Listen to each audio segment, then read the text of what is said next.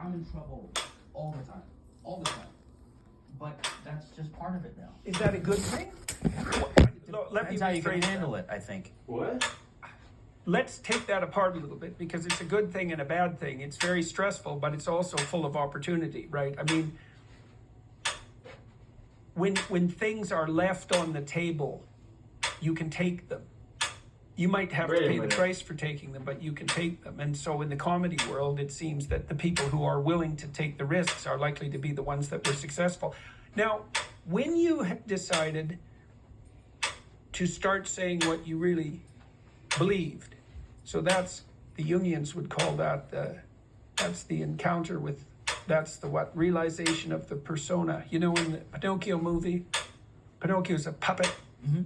Other things are pulling his strings, right? And he comes to the truth, partly because he realizes he's lying. And that's when he starts to become real, right? That's a standard psychological transformation. And so that occurred when you realized that the act that you were putting on wasn't going to do the trick fundamentally. Is that fair? Yeah. Okay. Mom's gonna die. Friends are gonna leave. I was dating a girl at the time who got back with her ex-boyfriend, and so I was flattened out. I mean, I barely made it through that. But that's when I started seeing your videos, and it was mind blowing. You know, I would see you say something, and it would just be an explosion. And then I got into therapy, so that forced me into therapy. And it was a shitty therapist. She was a social worker. Oh yeah, and I know that's dangerous. Oh yeah. Yep. However, she was through the lens of patriarchy. And, I remember I said, my girlfriend cheated on me. She real.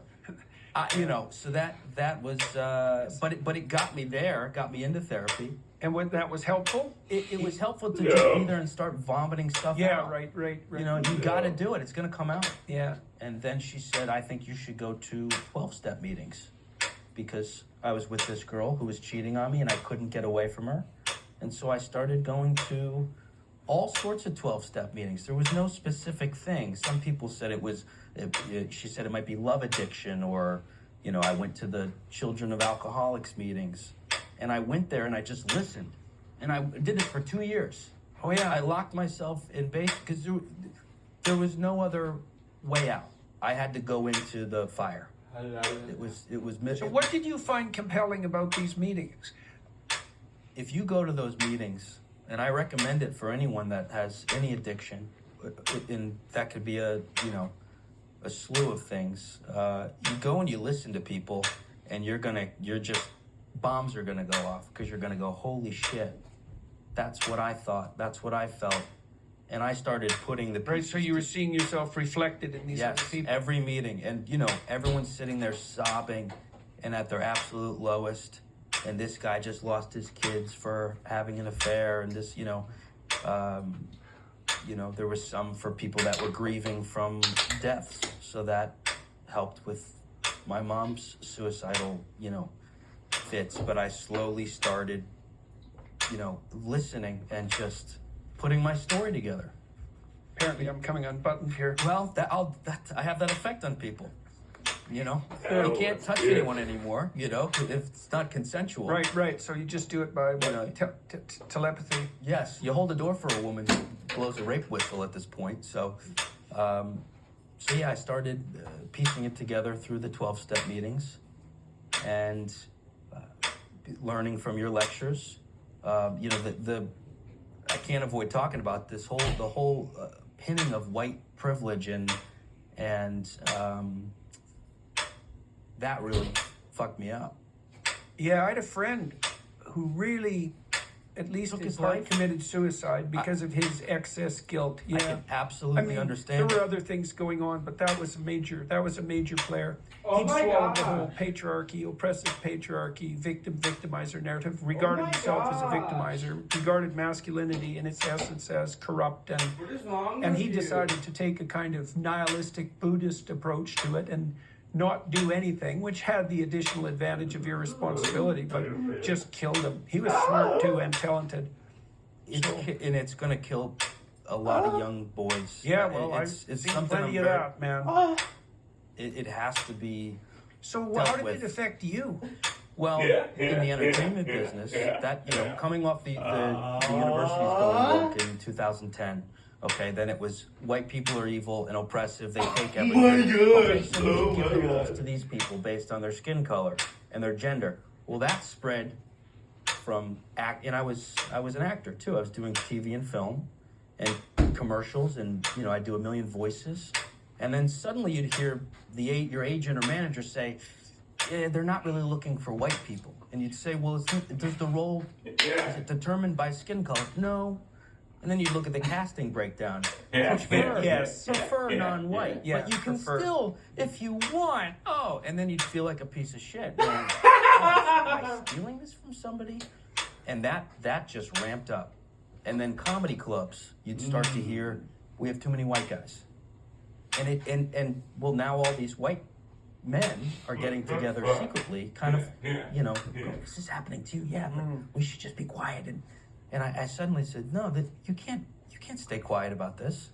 I was taught as a kid, and it was pounded into my brain, you don't judge people on race or gender. You judge them on skill.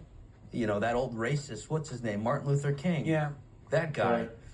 That's what I grew up on. Yeah, well, you can bloody well be sure that the people who have absolutely no merit are going to find some other way to categorize human beings. Sure. And that's at the bottom of all of this. It's like it is an absolute 100% war on merit by the psychopaths. Sure. And they found a guilt lever that's so effective. So effective. Yeah, it's appalling. It's appalling. They started to say it out loud. I mean, every year I'd be at a comedy club, and some agent would come and say, I'm from the biggest agents. I was flown out, I met with Jim Carrey's manager. I worked with them. And then they slowly started saying, it's not a good time for white guys. Or we're being told you can only submit so many, and you just got here. So, I mean, I had an email that literally said, sorry, it's too tough for white guys. And they fired me the next day. And then I had another manager scout me and say, we've been watching you for years. We see your impressions, your videos. My stuff was going viral online. And he said, you're a perfect fit. And we got on the phone a few months later, and he said, it is our company policy. This was like second BLM wave. Yeah. To not take on any more white men. And so George Floyd caused even more trouble after he died than when he was alive. Sure. Yep. Yeah, very impressive. Well, that The world went conversation insane. I recorded. Yeah. So that one I got on tape, and I'm now in a 3-year plus lawsuit with it's called AGI Entertainment is the name of the management company. Oh yeah. And That doesn't sound like much fun. Lawsuits are not much fun. yeah, and I just said I'm not sacrificing this thing that not only I love and I'm very good at, but also saved my life. And I think how many young boys are going to go through that and not even have the chance of me getting messy in acting school and fucking up and bombing on stage and saying the wrong thing until it's right. It just kills me. And so I said, I'm going to fight it. And I got How's that going? Well, it's going to go well because it's on tape. Right, There's nothing right. to hide from. I mean, it's going to get messy, and I think they're going to probably try to slander me in any way they can. And so, I've had my fair share of paranoia over the last few years, wondering what are they tracking and what are they going to try to expose and, all that bullshit. But it's a hill I'm going to die on. And so we're in the discovery phase and then the deposition, and I'm not going to budge. But I got eaten alive by a lot of comedians for this. Again, it was convenient to spin that and go, oh, he's racist. Uh-huh. He hates black people Right, because right, he's right. fighting this thing. Yeah. Oh, just sit down and shut up.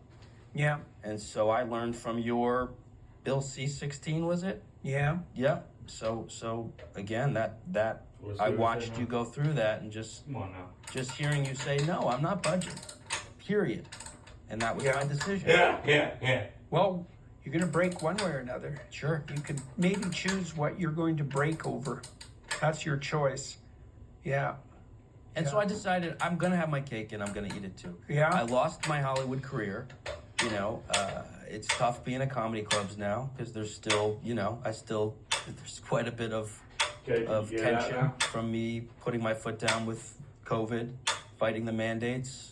Couldn't perform at the comedy clubs. Right. So me putting my hand up, that was that was shocking for a lot of people. Weird. Yeah. But I go out and I tour, I put my videos online. Good. Let's talk about your career. Okay, so now you mentioned that you started changing the way that you were approaching things when you realized that you couldn't interfere with your mother's destiny, so to speak, that you couldn't save her. You couldn't save her with your act, let's say. But you didn't stop acting. You didn't stop comedy. You said you started telling the truth more. You started really saying what you had to say. What did that do to your career? Well, when I made the decision, I'm going to say what I want when I want, not without consequence. There's this area of, these unfiltered comedians are just going and, making millions of dollars and surrounded by strippers and stuff. No, you still, if it doesn't work, the crowd isn't going to reward it. Right. Even if you're a conservative comedian with a conservative crowd, you don't get rewarded. But it's a freedom that is imperative for an artist. You can't say to a painter, you can't use blue. There's no difference in that. Getting every painter going, you can't use the color blue anymore. It's offensive. And they would go, well, no, I have to. So you just make the decision. I'm going to use blue. I'm going to say what I want. I'm going to make the jokes I want. I'm banned. Well, that's really working at the Comedy Mothership. I mean, the comedians there, they pretty much say what they want. Yeah, sure. And I've bombed there plenty, Okay, and buddy. I've Get seen off your everyone high bomb. But you can go home at night and go, I took the risk. So for me, it was, I did impressions, so I thought, why not do an impression of Dr. Fauci? Nobody was doing it, and I did that. Let's see that. Really, Jordan, you really got to. There's 50 shots. The first shot really is just to loosen up the vein and get it ready for the second, third, and fourth dose. The fifth, sixth, and seventh are to create a vaccine community in the body so that the 8, 9, and 10th feel seen and heard. 9, 10, and 11 are placebos, getting us to 12. Since 13 is an unlucky number, we go right to 14 through 59. Once we dig up the deceased, revaccinate them so that the worms don't spread COVID through the groundwater, spreading it to the seagulls, taking it over to Cuba. Then we take little teeny tiny needles and individually vaccinate each sperm one at a time so that the babies actually come out pre-protected. Then we can reopen around 2065. That's one thing I did online. And I got banned on TikTok for that. So I've been completely frozen and banned. Oh, so that's Pretty cool. permanent. Yeah, they froze me at I was growing. Jesus. Yeah. So again, but it lit a fire under my ass. It's like, all right, here we go. Gloves are off. Yeah. Well, I'm banned on that thing, which it's absurd. We have a communist Chinese app dictating our culture. It must be the stupidest thing this country's ever done. That's aside from some horrible things we've done. That's a hard decision to make. But so then it just would strengthen and go, well, now I have nothing to lose. I was banned on Twitter until Elon came, and then I was unlocked. So it's just more fun as an artist. And Now you're touring now where? the entire country. Every weekend I do a different city. So what have you? How many cities is that over the? And for what span of time? Or is this permanent? When I couldn't do the comedy clubs during COVID, I would just go to Florida and do a veterans hall or a backyard. I started growing my fan base from people that weren't allowed in restaurants. I would go to apartments in the Upper East Side for a Jewish birthday party, and I did that for a year. For really no money, but I started growing my fan base, and I went to every state, and then I went back and I would do one night. How did you arrange that? I had It was a word of mouth. How did you get the opportunities, the micro opportunities? I to had begin with? one guy. He said, "I book breweries. Do you want to do some of those?" And we did those, and we did veterans halls, and I hired a friend to be my manager. This guy named John Fatigate, who was not a manager, but because I was canceled for being white, and he goes, he believed in me so much. He pretty much gave up his career at the time, and we just cool, man. worked 24/7, 7 days a week, making videos, making sketches. I did that woke Jordan Peterson video, okay. and he produced that. And we just did it very grassroots until I was selling so many tickets that somebody said, "Fuck it, Thank God for I'll work. greed. I'll work." Yeah. Okay. Yeah, it's a reliable vice. Yeah. Greed. Yeah. Like if someone's motivated by money, Yeah. you can understand them. Yep. Yeah. If they're motivated by ideology, it's like all bets are off, man. You have no idea what's going on in their head. Money's Money, important. you can deal with that. I'm starting to see the value in it. You know, I don't need a lot, but you need a certain amount. And so, broke into the comedy clubs, and now they're asking me to come do full weekends. So I do 4 or 5 shows in a city.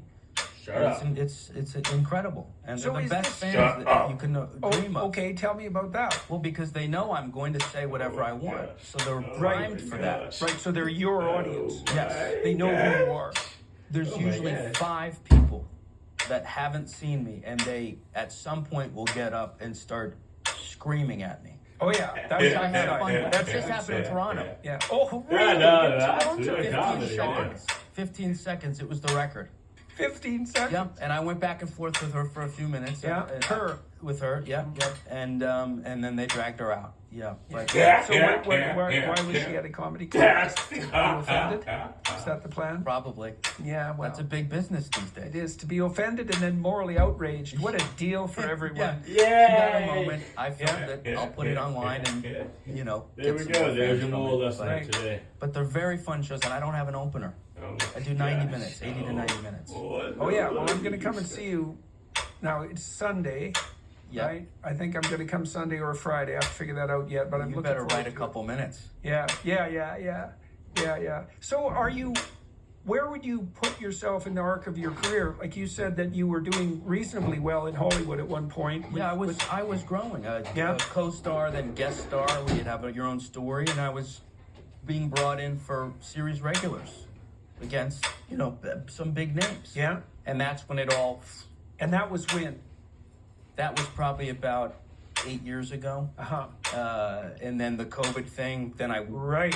But I did. Death for performers. Daily Wire brought me in, and I did Terror on the Prairie with Gina Carano, and that was wild, and that was non-union, so there was no COVID rule.